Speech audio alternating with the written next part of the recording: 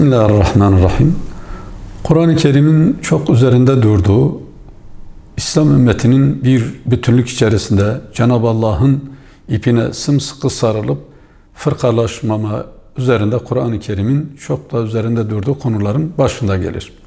Geçmiş tarihte ehl-i sünnet vel cemaat şeklinde bilinen bu çatının ümmetin bütün gruplarını, fertlerini, hiziplerini ehli kıble tekfir edilmez siyakından hareketle ve bunun sibakında İmam-ı Azam'ın kim nazil olan ayetlere inanırsa onun yapacağı tevil tekfir edilemez diye bir kayda koyması, ehli kıble tekfir edilemez denilen o ümmetin bütüncül, bütün Müslümanları bir arada tutan ehli sünnet vel cemaat çatısının tekrar canlanabilmesi için ulemanın bu konuda bir girişimde bulunması lazım.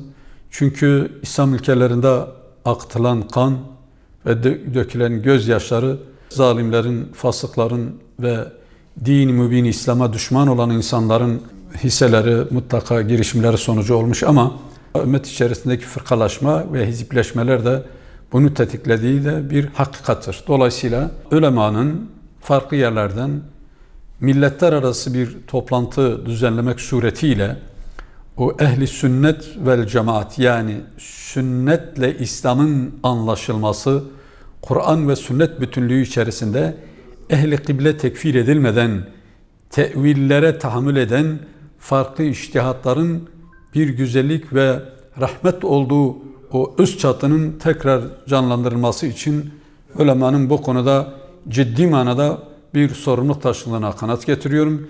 Bir Müslüman olarak elimden geldiği kadarıyla gittiğim her yerde dilimin dönebildiği, sesimin ulaştığı her yere bu meseleyi anlatmaya çalışıyorum.